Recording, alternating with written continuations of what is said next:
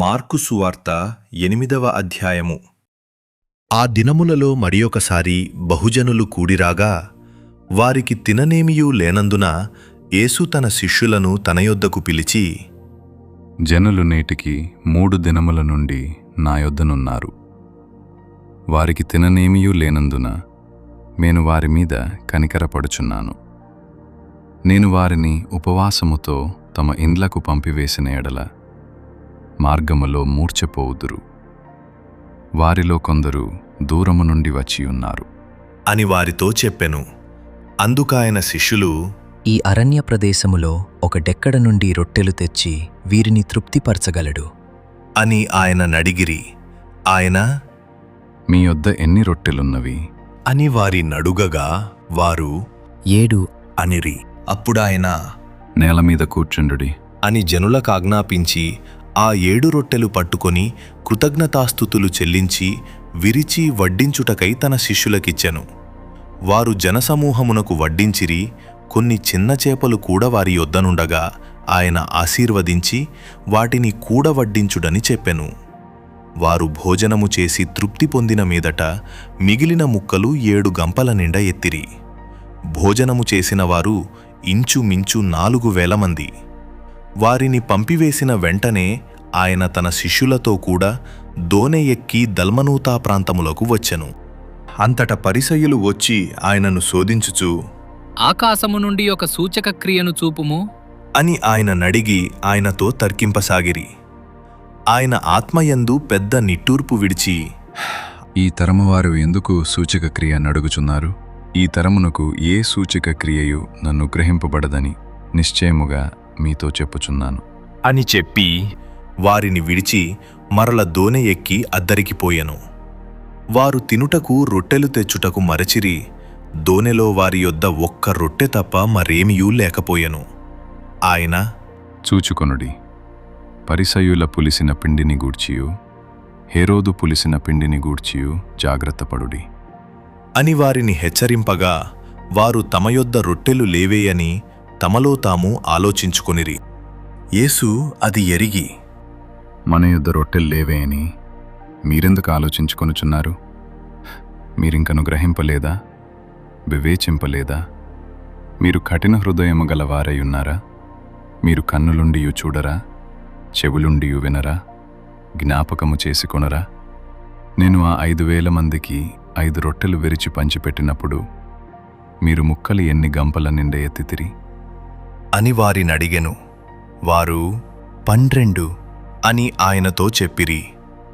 ఆ 4,000 మందికి 7 రొట్టెలు నేను విరిచి పంచిపెట్టినప్పుడు ముక్కలు ఎన్ని గంపల నిండా ఎత్తితిరి అని ఆయన అడుగగా వారు 7 అనిరి. అందుకాయన, మీరింకను గ్రహింపకున్నారా అని అనెను. అంతలో వారు బేత్సైదాకు వచ్చిరి. అప్పుడు అక్కడి వారు ఆయన యొద్దకు ఒక గ్రుడ్డివాని తోడుకొని వచ్చి వాని ముట్టవలెనని ఆయనను వేడుకొనిరి. ఆయన ఆ గ్రుడ్డివాని చెయ్యి పట్టుకొని ఊరి వెలుపలికి తోడుకొని పోయి వాని కన్నుల మీద ఉమ్మివేసి వాని మీద చేతులుంచి, నీకేమైనను కనపడుచున్నదా అని వాని అడుగగా వాడు కన్నులెత్తి, మనుష్యులు నాకు కనబడుచున్నారు. వారు చెక్లవలె నుండి నడుచుచున్నట్లుగా నాకు కనబడుచున్నారు అనెను. అంతట ఆయన మరల తన చేతులు వాని కన్నుల మీద నుంచగా వాడు తేరి చూచి కుదుర్చబడిది సమస్తమును తేటగా చూడసాగెను. అప్పుడు యేసు, నీవు ఊర్లోనికి వెళ్ళవద్దు అని చెప్పి వాని ఇంటికి వానిని పంపివేశెను. యేసు తన శిష్యులతో ఫిలిప్పుదైన కైసరయతో చేరిన గ్రామములకు బయల్దేరెను. మార్గములో నుండగా, నేను ఎవడనని జనులు చెప్పుచున్నారు అని తన శిష్యులనడిగెను. అందుకు వారు, కొందరు బాప్తిస్మమిచ్చు యోహాను అనియు, కొందరు ఏలియా అనియు, మరికొందరు ప్రవక్తలలో ఒకడు అనియు చెప్పుకొనుచున్నారు అనిరి. అందుకాయన, మీరైతే నేను ఎవడు అని చెప్పుచున్నారు అని వారినడుగగా పేతురు, నీవు క్రీస్తు అని ఆయనతో చెప్పెను.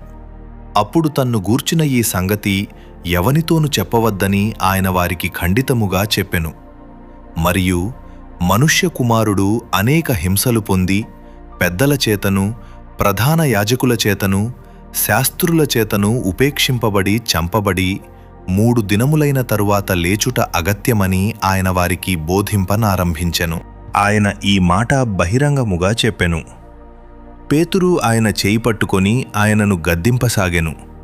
అందుకాయన తన శిష్యుల వైపు తిరిగి వారిని చూచి, సాతానా, నా వెనుకకు పొమ్ము. నీవు మనుషుల సంగతులను మనస్కరించుచున్నావు గాని దేవుని సంగతులను మనస్కరింపకున్నావు అని పేతురుని గద్దించెను. అంతటా ఆయన తన శిష్యులను జనసమూహమును తన యొద్దకు పిలిచి, నన్ను వెంబడింపగోరువాడు తన్ను తాను ఉపేక్షించుకొని తన సిలువ ఎత్తకుని నన్ను వెంబడింపవలెను. తన ప్రాణమును రక్షించుకొనగోరువాడు దాని పోగొట్టుకొనును. నా నిమిత్తమును సువార్త నిమిత్తమును తన ప్రాణమును పోగొట్టుకొనువాడు దాని రక్షించుకొనును. ఒకడు సర్వలోకమును సంపాదించుకుని తన ప్రాణమును పోగొట్టుకొనుట వానికేమీ ప్రయోజనము? మనుష్యుడు తన ప్రాణమునకు ప్రతిగా ఏమీ ఇయ్యగలుగును? వ్యభిచారమును పాపమును చేయు ఈ తరము వారిలో నన్ను గూర్చియు నా మాటలను గూర్చియు సిగ్గుపడువాడెవడో వానిని గూర్చి మనుష్యకుమారుడు తన తండ్రి మహిమగలవాడై పరిశుద్ధ దూతలతో కూడా వచ్చినప్పుడు సిగ్గుపడును అని చెప్పెను.